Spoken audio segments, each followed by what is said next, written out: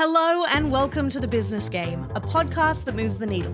Today we've got a very special Roundtable episode for you, where we're discussing AI hot topics with a panel of 4 expert guests. Right now it's in your face, and I always talk about good technologies nearly being invisible to people. It's like the less pervasive it is, the better it is. Use AI to govern AI. You just have to. There's not another way. Even from OpenAI, the open source model they produced was better than ChatGPT when it first came out. Things get a little heated, and not all of our experts are on the same page. Proving that that's not necessarily more productive. No. Bigger is not equality. I'm talking about what you see where you disagree. I don't think it's not conceivable. I don't agree sometimes with. we just for it in a different way. I don't understand what you disagree on. Stay tuned to hear more. Welcome to The Business Game, a podcast that moves the needle. Hey guys, before we jump into today's episode, we just wanted to take a really quick moment to thank one of our sponsors, Tala Offshore. For any business wanting to maximize their return on new hires, Tala offers seamless access to top-tier Filipino talent who are real employees, hand-selected by the team, slashing your staffing costs by up to 60% with onboarding in under a week. Visit TalaOffshore.com to scale smarter. And thanks again to Tala for supporting The Business Game. All right, hello and welcome to The Business Game, a podcast that moves the needle. I'm Steve Plumber and welcome to our very special roundtable on Sam Altman and OpenAI. Today we'll explore how Sam Altman's OpenAI has catalyzed AI adoption in businesses, the governance and ethical questions arising, and whether all this innovation is translating into real ROI. We're joined today by 4 Business Game alumni, and allow me to introduce them. Firstly, David Blanch, CEO and co-founder of Bitpool.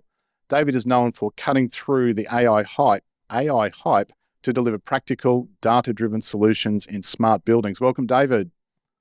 Hey guys, how you going? Lovely to be here. John Crook, he's the CEO of Rule 30. John is a veteran technologist with a career spanning Intel and global software leadership. Welcome, John. Thank you. It's great to be here. Next is Nyssa Waters, CEO and co-founder of Possible AI. Nyssa has 20 years in tech leadership and focuses on ethical, business-driven AI solutions. Welcome, Nyssa. Hey everyone, awesome to be here. Can't wait to get into it. And last but not least, Dr. Andrea Isoni, Chief AI Officer at AI Technologies. He's a global AI speaker where he explores if AI is living up to its promise. All right, let's get started. Welcome to you all, and can't wait to get into what we're on about today. So the first thing I want to talk about is the OpenAI effect on enterprise adoption. So let's kick it off by talking about speed. AI has existed for decades, but OpenAI's ChatGPT seemingly disrupted every industry overnight. Sam Altman, the Chief Executive Officer of OpenAI since 2019, and of course, one of the leading figures in the AI boom, himself admitted that he was surprised that even conservative sectors like banking jumped in so early. So I'm asking all of you, why did enterprises, even highly regulated ones, adopt OpenAI's tech so rapidly? Were you surprised by the speed of enterprise AI uptake since ChatGPT's debut? So I'll throw the floor open. Who'd like to go first? Oh, look, I'll jump in really quickly. I actually don't think it has been very fast, to be honest. I think it's been incredibly slow. And I think the use cases that are being done are probably of minimal value across enterprises. And what I mean by that is we're seeing a lot of adoption in very, very small, human augmentation, the language model back and forth type of communication, but not really anything that is mind-blowing or industry changing across enterprise customers. Where I'm seeing some incredible adoption is actually across SMB and medium customers who are actually rethinking their entire business process. So from my perspective, I think that enterprises have been quite slow and cautious to adopt, and where they have adopted, it's largely at their leadership team level, and it's not really in the most impactful manner. Interesting. David, what about you? What are your thoughts? I think too, the other thing that's happening is you get the executive level of a business saying and buying into that AI hype. And then as that filters down through the organization, the quick realization that people come to is the data governance strategy hasn't been there for decades. So now they have this new technology that can create all this value, and it's sort of driving us back the opposite way in some instances, because what businesses are realizing is that data is important. We go back to, if you think 10, 15 years ago, data's the new oil type story. That's actually becoming very relevant now, but it's really getting access to data for these technologies to be able to create value in the first instance. Excuse me. So I think that's actually why we're seeing a slower adoption rate. I think, in the ideal world, if you go out into the consumer market, everyone's using this technology in their daily lives in some way, shape, or form. We're trying to bring that into the corporate environment. But what we quickly realize is there's all of these legacy issues within data, in enterprise data especially, and they're having to go back and attention that before they can see the value with the new technology. Yeah. John, can I bring you in here? Because you've seen a lot of those tech hype cycles from .com till now. So what are your thoughts on that first question? Yeah, I mean, in some respects, it does seem like the .com boom again. Everybody diving in. It reminds me of pets.com in a way. I don't know if anybody remembers that, where they had a domain and a sock puppet and a bunch of adverts and a few $100 million that they soon blew and then wondered what they should do next. I agree that it's the smaller businesses and medium businesses that are adopting this more quickly. I think large businesses have, to a large extent, adopted it by backdoor method. All their staff are using it, even where the businesses have policies that you should not put private data in. And by the way, a lot of them don't even have that policy. That you should not put private data and send it to ChatGPT or anything similar. People are still doing it. And even where they have network policies, so you can't do it in the office, people are doing it at home. I think the fact that people are working from home has made a big difference to this. And people are even taking photos of their screens and going to their different home computer and sending it up to ChatGPT. Why? Because it makes their job easier and saves them time. Yeah, I guess that factor that it's not really factored into it is the human factor, right? And how human beings interact with the technology. Andrea, what are your thoughts on that? Yeah, I agree with all they said, but I just wanted to stress out it's not because it's the AI the problem. It's the fact that if you reach a similar size, if you reach a critical mass, a large company, and frankly, there is not much difference, in my opinion, between a public entity and a private entity. At least that's what I saw.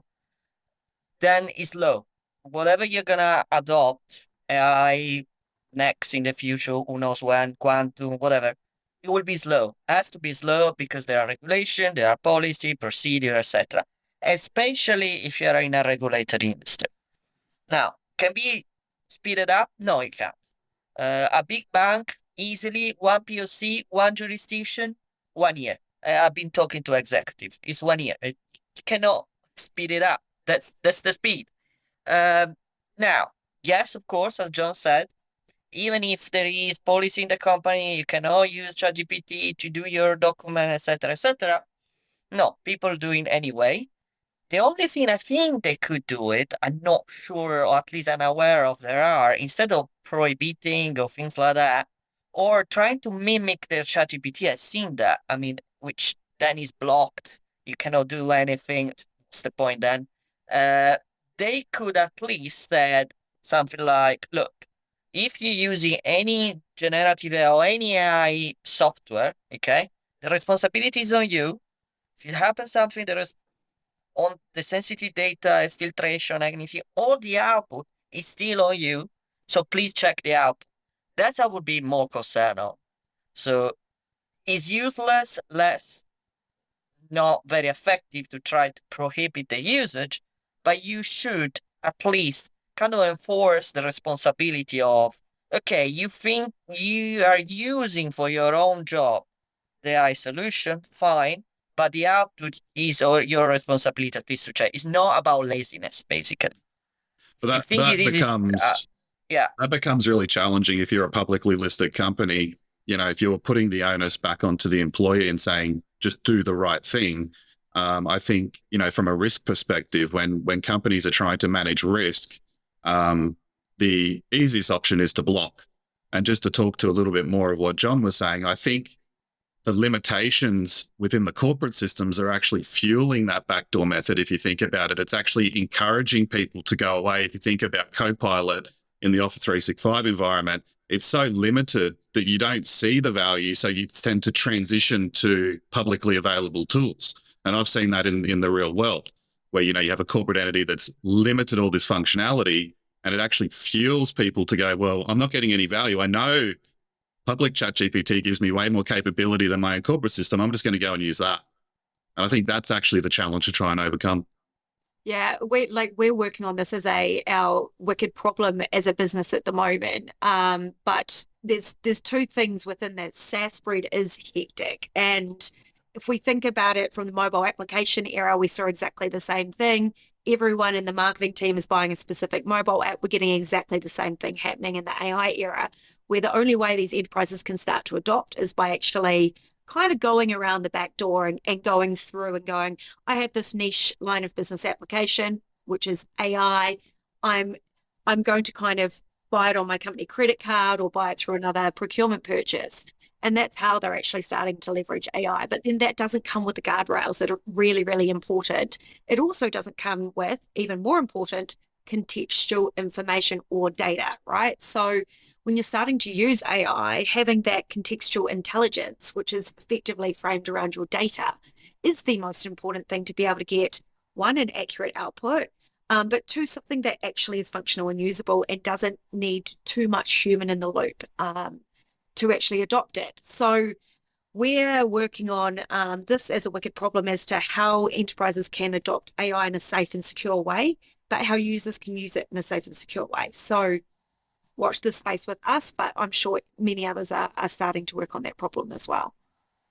All right, can we drill down into that just a little bit more? Because I've got some statistics here. Many companies, they're still working with small-scale AI experiments. For example, 63% of Australian enterprises say they use generative AI at some level. And this, importantly, only 8% reported they are fully implemented, implying that many are still experimenting or piloting or just dipping their toe in the water. So in your opinion, are enterprises effectively moving away from AI pilots to real integration? And I guess the second part of that is, what separates those who succeed from those who stall with it or flatline with it? Are enterprises stalling? Are they flatlining? I think to an extent they are. I mean, you asked at the start, why are they adopting it so quickly? And I agree with the rest of the guys here that they haven't been. The reason they're wanting to adopt it so quickly is fear of missing out, fear of what their competitors are doing, fear of being left behind. So that's why they're wanting to do it, but they're really not that sure what to do.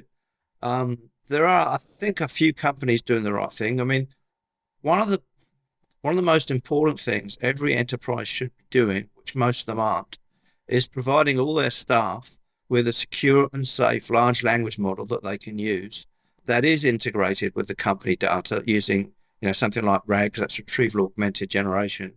That would make a massive difference. That would, number one, stop people from using it by the backdoor method, which is what they're doing at the moment. It reminds me of when everybody was downloading music back in the late 1990s, and they tried to stop them downloading music by court cases and fining people. And in the end, people didn't stop downloading music until they had something like Spotify or something like Apple, at the Apple Store, where you could buy a 99-cent track. So until businesses actually provide a safe and easy way for people to use these large language models, for which they need to provide their own to make sure that the data is remaining in the country. So they look carefully at privacy and data residency and all those sort of considerations. Until they do that, it's going to carry on. They're going to carry on just using their own method. So I don't know that the large enterprises really know what to do. I think in some respects it's easier for the smaller and medium enterprises because there is some low-hanging fruit where they can get some quick gains. For the large enterprise, the last comment I'll make is that for the large enterprise, it reminds me of, it makes me think of Clayton Christensen's The Innovator's Dilemma, which is where when you have a large established business and a new technology comes along or a new paradigm, it's nearly always a new business that will take advantage of it, not the large established businesses. And I think we're seeing a certain amount of that, and I think they're worried about it. I was just going to say, I'm going to agree with you on one thing there, maybe not all things, but one in particular is every single employee should have a version of an LLM accessible in a particular manner within a company. We know what our average employee gets paid, and I tell you what, if they can get 1 hour back, that's paid for it, right? And I can tell you I'm probably 4 to 5 times more productive using my AI. So the economics just makes sense. There is an element there in which the employees need to be trained. They need to understand the outputs. They need to understand hallucination. They need to understand how large language models work. But outside of that, the business case is null and void. It exists. It should be accessible for all employees. So I think that's a really, really important one. To really be able to get the best out of AI is people need to rethink their entire business process. And that's the challenge with enterprises. It's not just about putting AI into an existing business process. It is actually about reframing the entire way in which a task or a workflow or a customer interaction is done. And that is how businesses will continue to innovate and evolve. Yeah, Andre, can I bring you in here? Because one of the things your team delivers is AI prototypes really, really quickly within a month or so. So what then influences the longevity of it versus it just fading off into back to business as usual? Yeah, so first of all, we are a SMEs company. So for us, that's not the problem the big guys are facing. And just to put in perspective, just to be very clear, I kind of agree ideally with John that yes, it will be great if there is an LLM model within the company, within premise or hybrid, whatever that is. But the problem on actually implementing it is only for very, very tech-savvy companies. They can handle it, and not to mention if they can, modify the LLM or whatever. That with different provider because these things improve very fast, etc. So the practically or actually having an LLM with customized for the customer is possible 100%, but it's very tech savvy. It's not something that you do like that. That said, the reason why many POC fail or seems to fail or anything in between, to me, is usually in 2 flavors. Either you do so you have a process means you have different steps, whatever. So you have data somewhere, and then you do some checking, and then you do some analysis, checking again, output, different step, whatever the steps is. One POC could be you identify one of the steps, and you just automate that, let's say analysis. You do an LLM for analyzing whatever the data, That's one way to do the POC. It's very fast, but then it's not very scalable. So you can do very fast and then what? Because all the steps before and after the step you're automatizing are the bottleneck, So you can get quick result and showing that, I'm doing this step very rapidly, human result, etc. But you're not moving the needle as in this is not scalable in the organization. You need to solve all the rerouting problem, etc. The other way, which is way more complex, is somehow, somewhere, take the full process or majority of the steps, not necessarily all the steps, but majority of the steps, and try to automatize all that with different LLM component, maybe definitely rerouting the data or integration with different data or different department, etc. If you do a POC or the full process, it will be much more complex. It's not like us, it can do in a month or something like that to show to the client. It will take, again, if the organization is definitely a year, but then it's scalable. You can show it's been done with all the bits, all the elements, and then you can, scale it around. When it fails, it's usually because they show a value in a step, and it works, but it's not scalable. So there's no way they can use easily on the company because it's not scalable. The other way, though, in the process, it can fail because sometimes, frankly, I say sometimes, but it's debatable on the percentage, you cannot find enough people to convince them to use the data and rerouting the data for all the steps in the process, because I'm sure there are different departments involved, and or there is some element you need to change doing it or things like that. So when it's complex, there is the inherent risk of failing the POC. However, if it got successful, even rerouting it and changing the scope, then it's scalable. Guys, I want to do a bit of level set here because I'm going to disagree with you, Andrea. And Fine. why I'm going to disagree with you is a proof of concept by its very nature is designed to not be scalable. It's a proof of concept. It is designed to be thrown away. Okay? A prototype, completely agree with you. And then we've got MVP, which is designed to scale. So I think we've got to be really cautious when we're using this language with customers. Proof of concept proves out the concept and isn't by nature. And this is why 95% proof of concepts are designed to scale, are failing, because by their very nature, they are supposed to prove the concept. The prototype or the MVP, which is what we would only build now, we don't build proof of concepts anymore. We think that if you have an idea and you have a very rapid way to be able to prove the value in that idea, you go all in. You don't do dating, you get married to this idea. You build it and you go all in with what a scalable idea is. There are so many prototyping tools out there right now. So you've got the Lovables, you've got the Replets, you've got the Emergents, right, that are coming through. They can very, very rapidly prove out the concept without spending really much time. I actually built one last night for a customer to showcase to a US company, actually the US Law Enforcement Institute. So these things are doable, but when it comes to scaling, Replit, Lovable, Emergent, absolutely not, right? We all know that that's not code that can scale in an enterprise manner. So there's a gap between the two of those. In terms of building an AI product with an enterprise company in a month, I've done it. Done it actually multiple times. We're working on one for 6 weeks with the biggest company in New Zealand right now.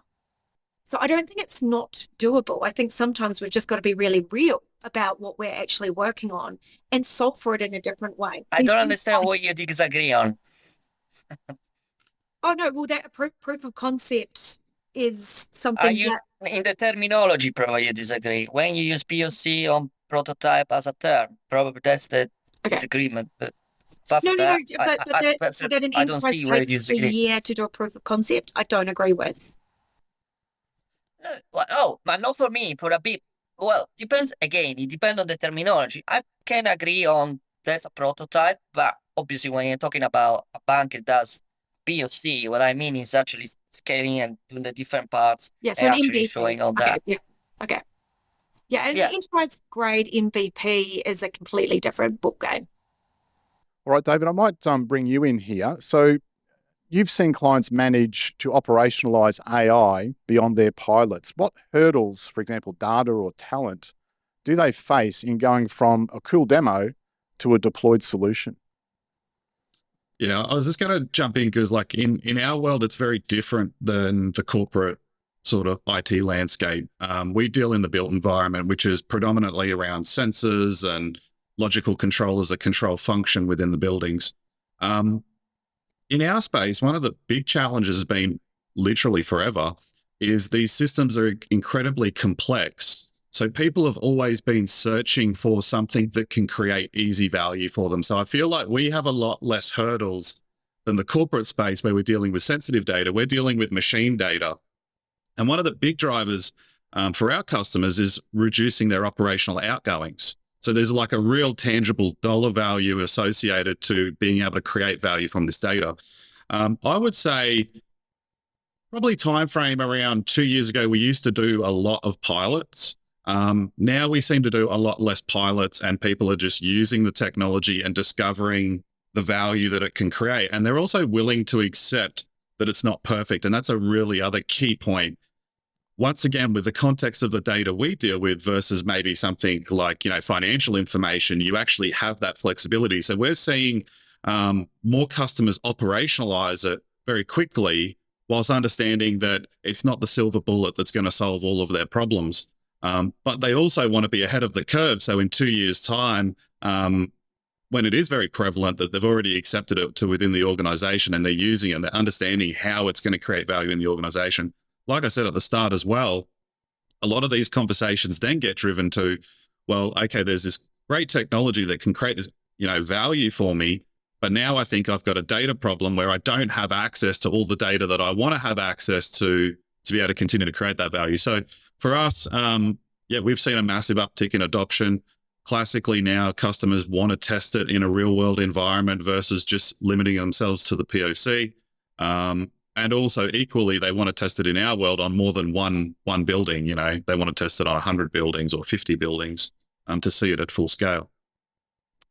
All right, let's keep moving ahead. I want to circle back to Sam Altman's OpenAI strategies, like partnering with Microsoft Azure and launching ChatGPT Enterprise, and the aims around that to embed AI in business workflows. So I guess my question to you, and I might bring you in here first, John, is how important is OpenAI's ecosystem in lowering the barrier for enterprise adoption? Because an MIT study found companies buying AI tools saw more success than those building their own.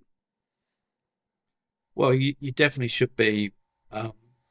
If something's available off the shelf from a reputable company, that's generally a better way forward than building your own.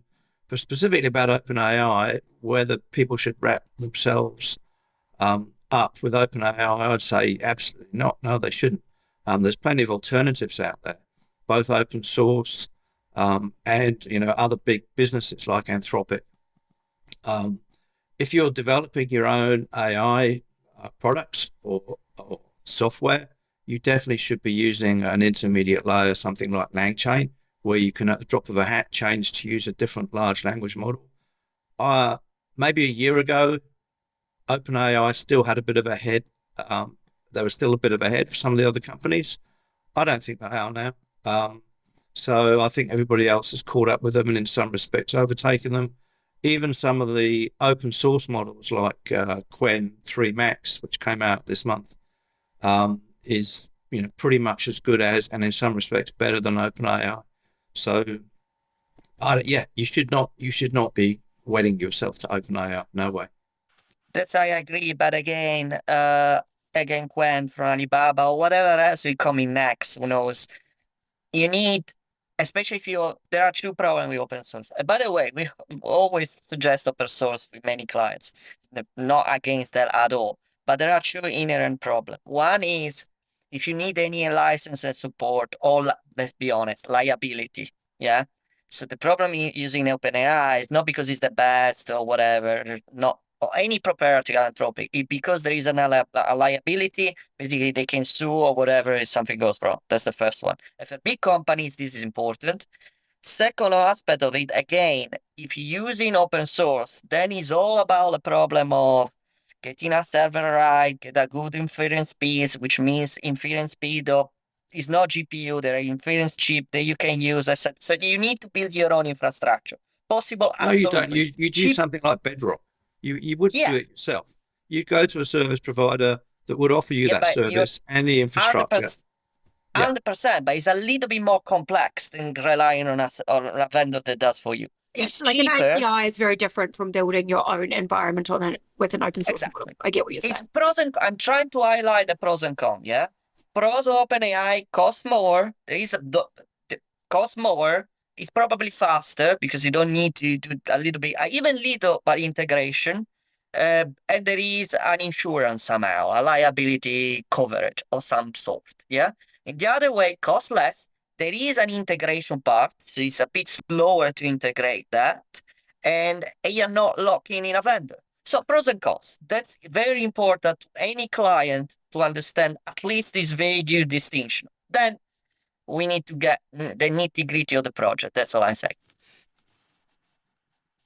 All right, let's dive into the tin of worms, the juiciness that is governance and ethics around AI, because there's a lot of information out there. So with the rapid adoption of any technology, it comes, I guess, a governance gap. The Australian Responsible AI Index of 2024 highlights a big say-do gap. In other words, while most organisations say they align with Australia's AI ethics and principles, the data is that only 29% have actually implemented the responsible AI practices needed to show that in action.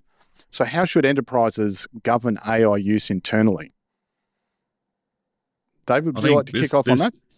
Yeah, this is an interesting question because it's I think there's sort of an inflection point, because the more governance you wrap around something, the slower you move. But then equally, you need governance and guide rails to prevent you from completely imploding. So, and I'm saying that pretty boldly. I think it's going to, trying to find the right words for it, to be honest, but I think it's incredibly important that you have it. It's getting the right balance between having too much and not enough. So I think in context, you should have something in place that you are really doing, versus having some big framework that no one's going to abide by. Yeah. I absolutely agree with that. And I think that governance is a really fascinating one. But what I'm really curious about is why people aren't using more AI to do AI governance. Because humans just can't do it. They can't keep up with the rate of change. They can't keep up with the policies. I had one customer that's talking about AI use in Adobe, right? Pretty much every marketing company on this planet uses Adobe. Do you guys want to know how much AI is in Adobe? Crap loads. So ultimately, AI is in everything that we're doing today. So if you're saying you're not doing AI and you're using spell check, you're using AI, right? It's a lack of understanding of what AI is. So actually keeping up with the connected and disconnected applications is a really challenging one. I'm starting to see some really cool monitoring tools coming out to be able to view what and where AI is being used within a business. Use AI to govern AI. You just have to. There's not another way. Whether there are tools out there, there are some, but they're very expensive to be able to do that, or whether you have ways to do it in your own environments. That's the only solve I can see. There's also another unpopular opinion, which I'm like a massive believer in education. I just think that we're not doing a good enough job to educate people on, what does good look like versus bad, and what they should be aware of at a very low level for non-technological people. I think there's a lot more work to be done there as well, because classically we always go to the highly sort of technical side of this technology, so to speak. It's the common user who has no idea what they're looking at, and is getting information pushed to them that may or may not be accurate. Autonomous agents are going to be the inflection point here. They're going to have to, right? Because once you start having any form of autonomy with AI in your organizations, which is going to be probably within the next 12 to 24 months, we're going to have to get very granular on that governance side, but then also the education side. So absolutely agree with you on the education. So further to that, are companies hesitating on certain AI uses because of looming regulations or even uncertainty around regulation?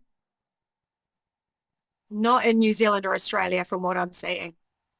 But I know it's quite different depending on whether it's going to be a customer forward product or whether it's an internal use product. And most of the enterprise businesses aren't using a lot of AI externally, therefore they're managing their risk. But again, the Europe legislations or regulations, are a lot more extensive. And if you are selling something globally, you need to meet those. So depends on the customer.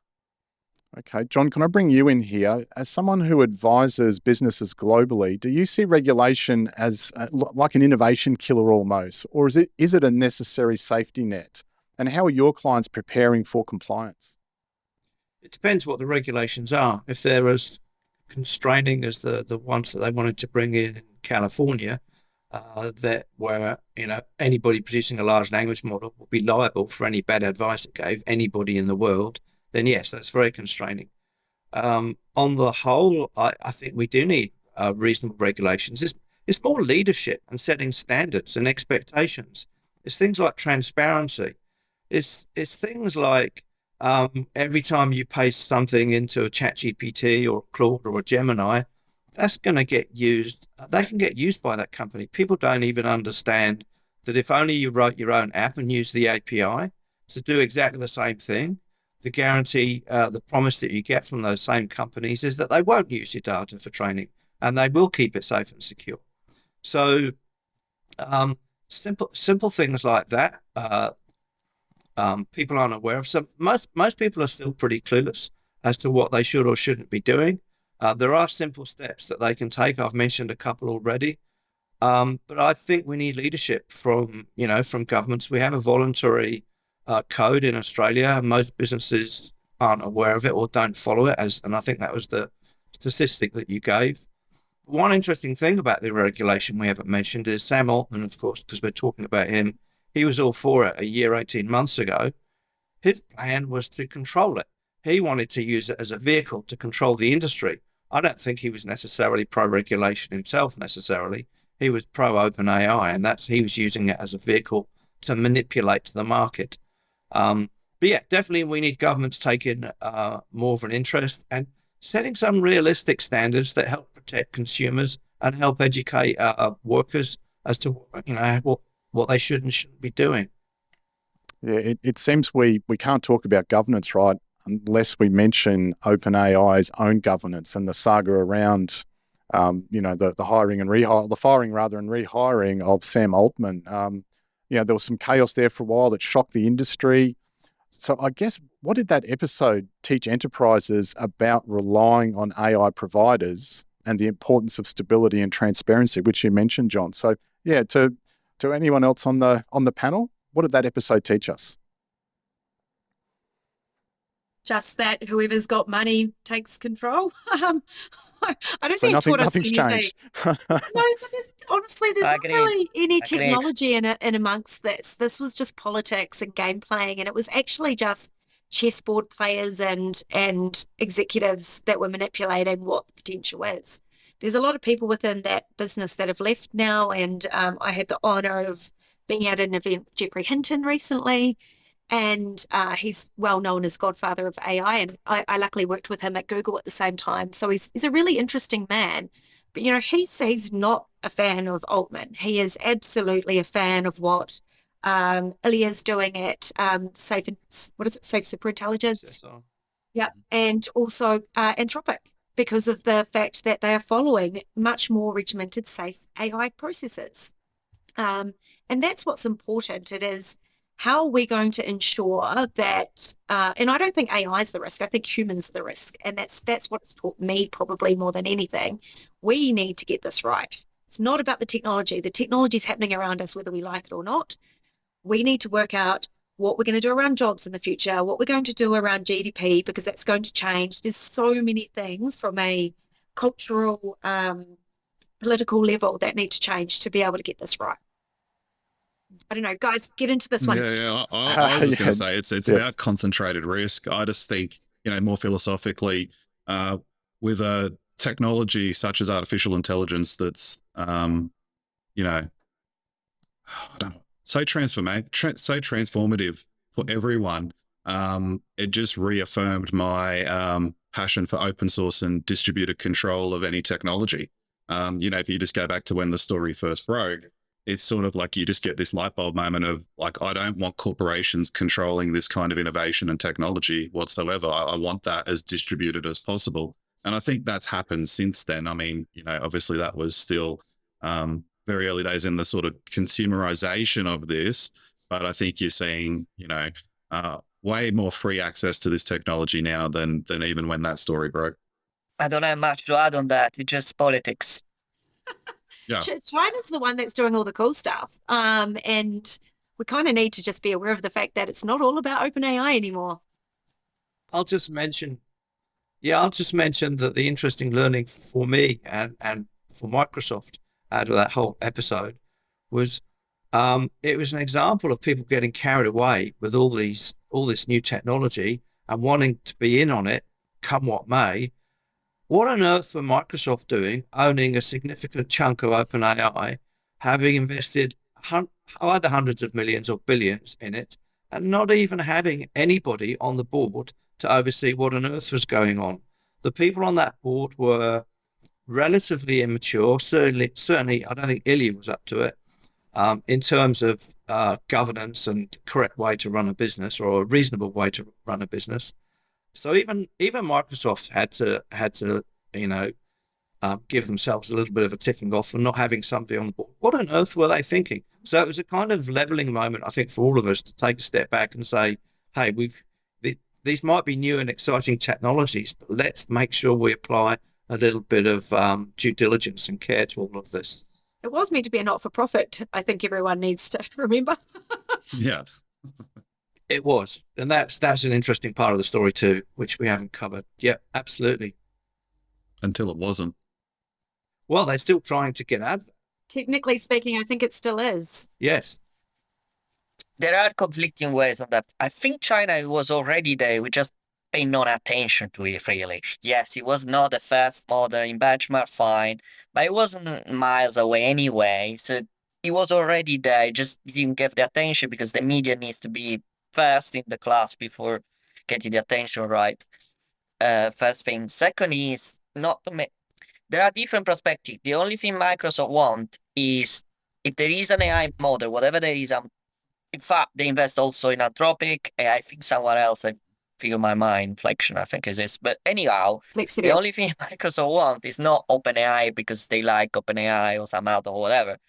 They want to be sure if or whoever win the AI race or is close to win the AI race, they have a saying on it. That's the only one. Now, since today, as we speak, for me it's 25th of September. For you probably it's 24. Still, OpenAI still seems one of the best, or one of the one that probably is gonna win the race. That's the only reason why Microsoft want to stay in OpenAI. That's what I'm saying. It's not they're gonna win the race necessarily. That's what I meant. But but this is really politics. In fact, I don't think some Altman can even know if they're gonna win it. That's the last part of it, right? But nobody really knows. So there are 2 points as we speak. The AI can go in 2 ways, and then if you think it's interesting, you understand incremental performance update, yeah, from here for various reasons. Data is not enough. We can talk about the reason if you want, or there is a huge jump in performance, but that means we found something else in the technical space, which is not reinforcement learning by human think. There is something else that we still didn't exploit it that make us do the jump in the models. Yeah, this is the situation we have today. Either kind of linear trend from where we are now, which is still good, by the way. The technology is good as it is if we will stop it. Even in the worst case scenario, right? The LLM, oh, by the way, it's not just LLM, there is video model, whatever else, just does incremental step, is already good enough to do a lot of stuff, right? And that's one scenario. The other scenario, we invent something else in the technical space that does another jump. If that happens, who knows where, these few concentrated players, if they are not one of that, that's the scary thing for Microsoft. Is whatever they are investing in. We've literally just seen it with, I think, Nano Banana being released by Google, right? It isn't actually an incremental step, I don't think, because what we've seen is a completely different market emerge out of a model. And we're going to... I'm a little bit biased because I did work for Google, but I think what Demis is doing over at DeepMind is actually much more impressive than what we're seeing coming out of OpenAI in terms of the research papers, in terms of the new novel ways of AI. They have always been. And look, we were playing with the ChatGPT Bard Google equivalent well before ChatGPT was launched. Why didn't they release it when they could have? Because they are safe and secure and look after people and humans. Very, very different. Well, they had no interest economically, right? To destroy their own business, first of all. yeah, there are parts of that, I'm sure. But ultimately, I just think that there are going to be really new research ways of this technology being used, and not necessarily just language. I think language is going to go to more fine, small models rather than getting bigger and bigger and bigger, because we're proving that that's not necessarily more productive. No. Bigger is not the quality. I'm talking about quality. You're right. If I was not talking about, in fact, the bigger rate, by the way, I published a state of AI report it was going to be the fifth year in a row in January, every January.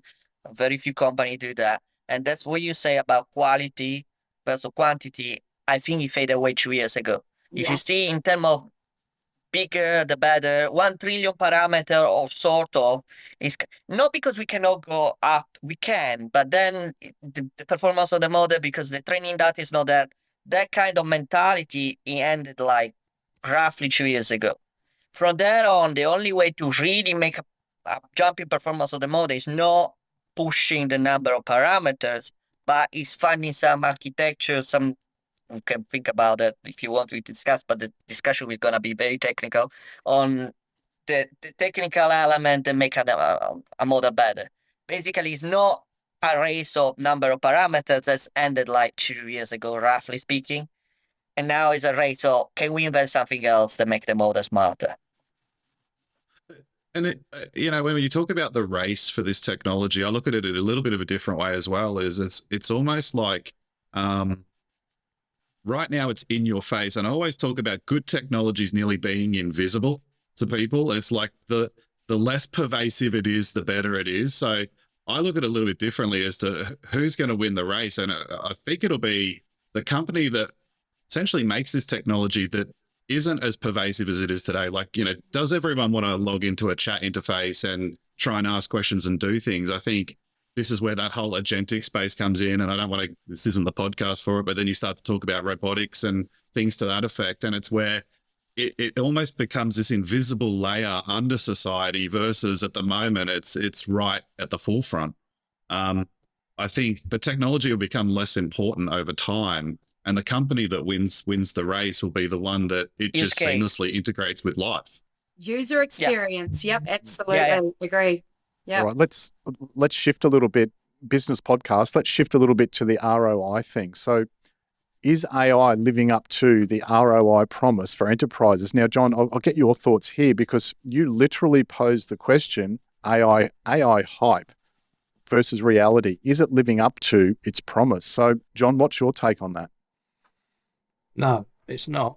It's not living up to people's expectations. I think it's going on at two levels. One level, people are expecting all sorts of miracles to happen. And, we've got some people like Sam Altman to thank for that, who have been pushing it and hyping it. On another level, the AI is making considerable progress. When I look at some of the models that come out now, even from GPT, even from OpenAI rather, the open source model they produced was better than ChatGPT when it first came out. We're seeing models that are really small, that can do things much better than the large you used to have a large language model, a very large language model for. So is it living up to the ROI? No, I don't think it is, because people still aren't figuring out how to get the ROI. You need to either get more sales, reduce your costs, or enable people to do things more efficiently. I don't think people have figured out how to do that very well. There's a few areas, for example, customer service, and many enterprises are reluctant to adopt that because they're worried about backlash from their customers. And we've seen that happen too, where things have been AI-ified and then they've had to roll it back afterwards because they've realized the customers weren't really ready for it, or it wasn't really ready. So my short answer is no, we're not seeing the ROI yet in many enterprises. Possibly small and medium businesses are, because they're able to find something where they can actually see that they can save themselves money, or get more sales using some of these, in terms of outbound marketing, for example, there's some very nice AI integrations with some very common tools that everybody uses. So they should certainly, does that mean that we're just getting more spam in our inbox? Or does that mean people are actually getting more clients and customers through these tools? I don't know. Yeah, David, can I bring you in here? Because Bitpool is all about tangible outcomes, for example, optimizing building operations to save energy and costs. So how do you measure ROI for AI in your domain? It's just people's time. It's really quite simple. It's time. Now, I think in our industry, we're more fortunate that the problem is so pervasive that it's simpler to solve with this kind of technology. If you think, we have customers that may have 10 years worth of machine data, and then you start to multiply that across multiple properties or assets. Having this technology, and I will say it's not just by having, a large language model, it's about having semantic models and machine learning pipelines. There's a whole pipeline that goes to this end outcome of value. But having a technology that can simply draw out insights from this data is incredibly valuable from a time perspective. We can take customers from a time of, 2 to 3 months to generate a report to 1 hour. That's really great. But we're still in that space of discovering this. And that's sort of what I would talk to with the ROI is I think the ROI will grow over time. It doesn't mean you shouldn't invest or look at this technology today, because it may be 2 to 3 years later that you start to realize that value as, the models get better and smarter and lower cost. But in our industry, it's a lot easier to create these savings because the engineering systems that have existed for decades are so complex that a non-technical user essentially can't create value from the data that's stored within them. So AI brings that to the table. But I do agree with John's comments. In other spaces, I think that ROI is a lot harder to obtain. And what happens is everyone just sort of uses AI as a silver bullet for any problem that exists in the world. It's like, oh, AI will fix the problem. And that's the marketing hype that comes with it. I'm still a very big believer that this is like any other technology, which you should look at the problem that you have and apply technology to solve that problem. And the AI component is just one part to a bigger puzzle, like I sort of spoke about at the start. This technology is actually forcing organizations to look at data governance and custody and things to that effect. It's like, okay, well, what data do I have? What data do I own? What data is stored or trapped within these other systems that I've built up over time? So yeah, I think for us, and it should always be people's time is the ROI. Can I jump in and just make a few comments here? I was just about to ask you, yes. If you're not getting ROI, you're not picking the right use cases, and that's probably more of a challenge. So I think that most of the use cases that we're dealing with now, you're seeing AI, but it's not just, you're seeing ROI. It's not just AI though, and just as David has said, this is not just about generative AI and a large language model. This is about automations, it's about workflows, it's about business structure, it's about business change. But I went to the AI4, which is the biggest AI summit in the world right now, and the focus was all on we need to pick the right use cases to be able to get ROI, but also to date in enterprises, everyone's been doing a proof of concept, which costs $100K, which you throw away at the end. You're not going to get an ROI on that. I'm sorry, of course you're not. That's the entire point. So if you're just going to go all in on proof of concepts, goodbye ROI. And there was a really amazing business director from ISS Global who talked about, we need to go all in on these use cases, and there's no more proof of concepts for that exact reason. IBM said the same, as did OpenAI. So I think at that event, they announced that proof of concept is dead. And if you want ROI, you've got to go all in. It's got to be a program of work. The other thing I was just going to push on a little bit too, when we talk about ROI, and you can look at the jobs and skills report that the federal government released in 2024. I mean, in our industry, there is a massive technical and trade skills shortage. So it's not just the scenario of saving time. In a lot of instances, we don't have the skill sets or the people to actually do the roles that we need them to do. And that's where you start to look at how does this technology actually come in and influence or impact that also. So I don't always think it's just about this intrinsic. Obviously, there's always a financial ROI to anything that you're doing. But in some instances, the ROI is, well, we currently don't have the skills that we need, and we need those skills to operate our business. Yeah. All right. As we wrap up, we can't have a discussion these days, any discussion without AI and jobs and AI stealing jobs. And, it's always a big and emotional topic. So, Andrea, I might throw to you because you speak on workforce disruption and you've discussed whether AI will eliminate jobs or create new ones. So what's your take on it today?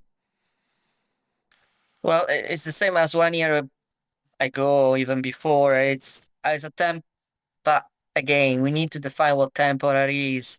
It can be 1 to 5 years. I don't have a crystal ball, but temporary in certain forms, yeah? Definitely there will be job displacement, but at some point the job will come back, yeah? In different form and different situation. Usually it's a bit long now, but I always do that because it's the nature of nothing to do with AI, nothing to do any technology really. It's the nature of capitalism, yeah? So the fact is, if you have a law firm, I think it's a quick example, I hope it's quick, is you take AI and replace all the lawyer, yeah? Extreme as a fantastic, yeah? All of a sudden you have the same clients, most of the margin now go to the bottom line. You have a huge chunk on the bottom line. Great, fantastic for the company. Now you have two options. Either take this profit and distribute to the founders or shareholders, or guess what? Hang on, now I take this profit, I try to beat my competition to win more market. And guess what? The first year is probably all right that you take the profit. But if you don't do it, someone else, your competitor, will do it and will make you out. Which means you take back the profit that you take with AI and try to spend it to improve your service, the additional service for the same money. And when you do additional service, what do you need? The people that you fired the day before. So when I say the day before, again, and sadly, it will not be one day, it can be 1 year, 3 years, whatever that is. But the fact that we live in a capitalist society, which the essence is competition, it means at some point, the profit you do, you don't take for the shareholder. You need to beat the competition again, which means creating new value, new offering, whatever that is, which again, need more people. So that's the kind of mentality got it wrong. Obviously, it's a process. So there will be displacement, there will be temporary and new job created to get the new service to re-enhance, reinitiate, or reignite the competition. That's the way it is. It's not me that discovered that. Any economist does a better job than me explaining that. Yeah. John, any quick thoughts on that? I mean, you mentioned Jeffrey Hinton earlier. I'll go back to a prediction he made about jobs. He said, it's quite obvious we should stop training all radiologists now, because within 5 years, an AI will be able to assess images much better than any radiologist. Well, he was right. An AI model can assess them better than any radiologist. He was wrong that this would lead to a demand for less radiologists. He said it in 2016. Since 2016, demand for radiologists has increased by about 1 to 2% every year in Australia and New Zealand.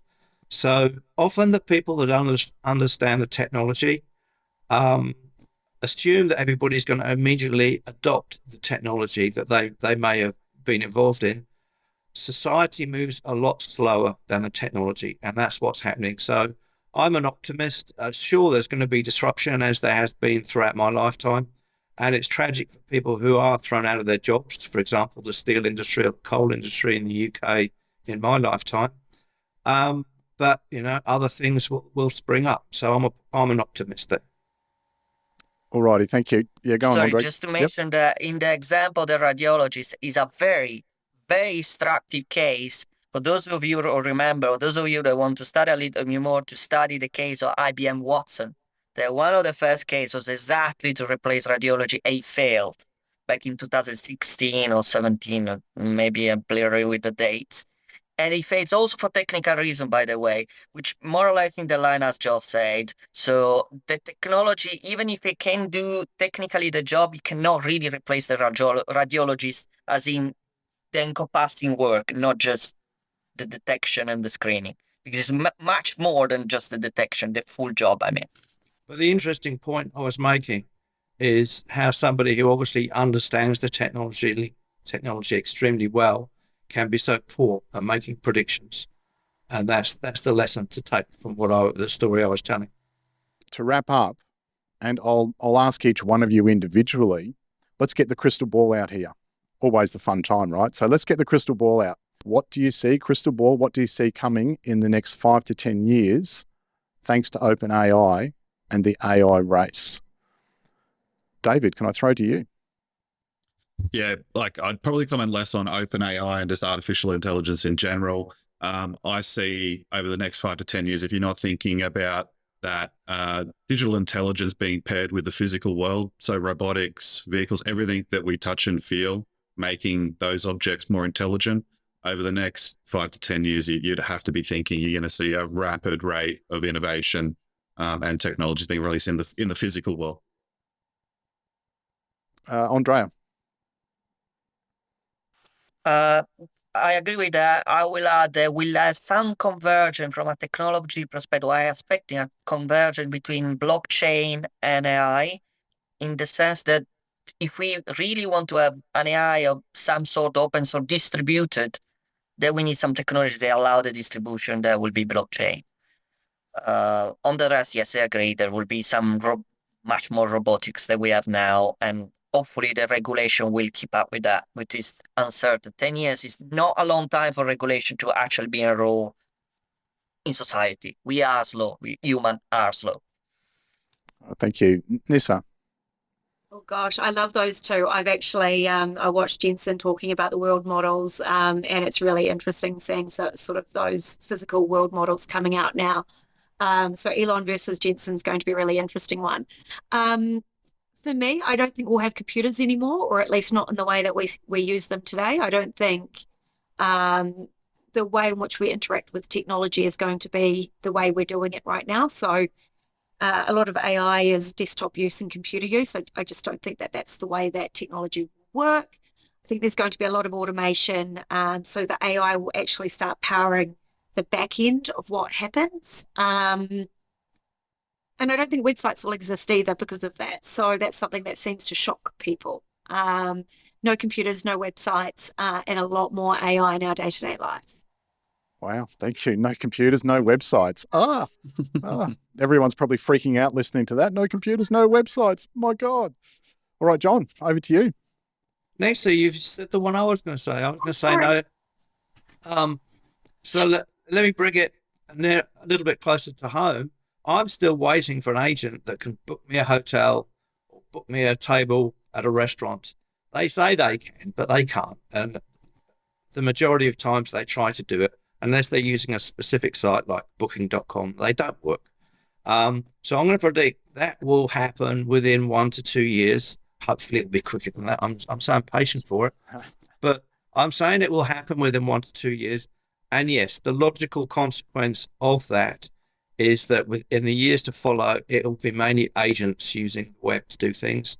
And the logical consequence of that is that the internet will essentially go away. Instead of being this visual interface with keyboards and a mouse, it will be something that AI agents will work with on our behalf. So yes, I agree with On what you're Web3 saying. blockchain. So we're in a physical maybe. world.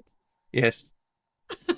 All right, thank you. I'm still trying to get my head around no website, right? Like no website, no, etc. You won't need it. Your agent has all of your contextual information about your life, so it does the research for you and books. So what's the interface is not a website. Forget about the keyboard. I have fun with that. But what do you do? What do you watch?